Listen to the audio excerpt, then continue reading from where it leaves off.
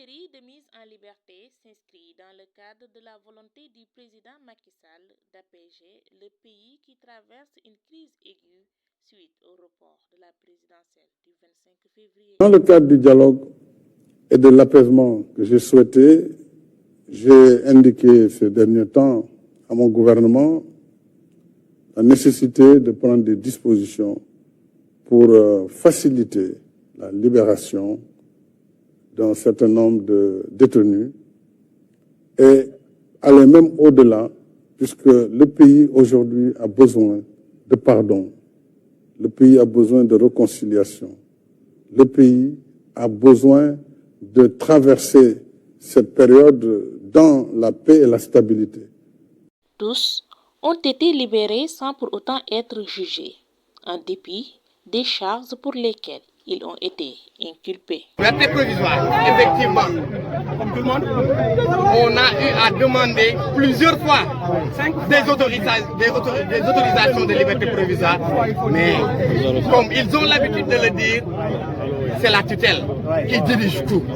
S'ils ne tapent pas sur le bouton, nous ne serons pas libérés. Certainement que le bouton a été appuyé aujourd'hui, c'est pour cela que nous sommes libres. Mais heureusement, nous sommes revenus. Et la lutte continue. Parmi eux, certains considèrent leurs arrestations comme une injustice. En fait, je rentrais juste du travail. Un gars en civil m'a interpellé au rond-point Liberté 6. Ainsi dit-il m'avoir reconnu. Je lui ai répondu, ah oui, c'est bien possible, puisque dans la vie, presque tout le monde se connaît. Et c'est là qu'il m'a demandé mon nom. Je lui ai dit que je m'appelle Ibader Sonko.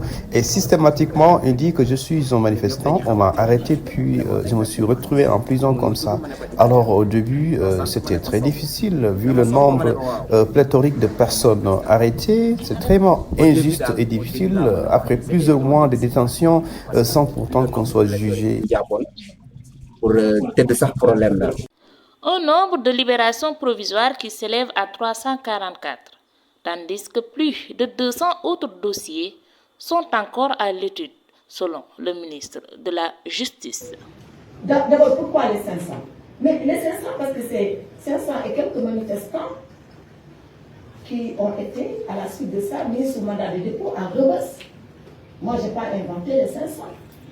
Les 500 étaient en train de perturber l'ordre public pour une raison pourrineuse.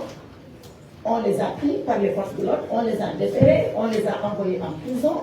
Et c'est sur eux, sur ce lot-là, que 300 et quelques ont bénéficié d'une liberté provisoire et il reste 200 et quelques. Moi, je ne dis pas que tout le monde va sortir, mais en tout cas, on est sur le temps de la stabilité, de la pacification de l'espace politique et social, et nous sommes en train d'étudier si rien ne s'oppose à ce qu'ils soient libérés, ils seront libérés.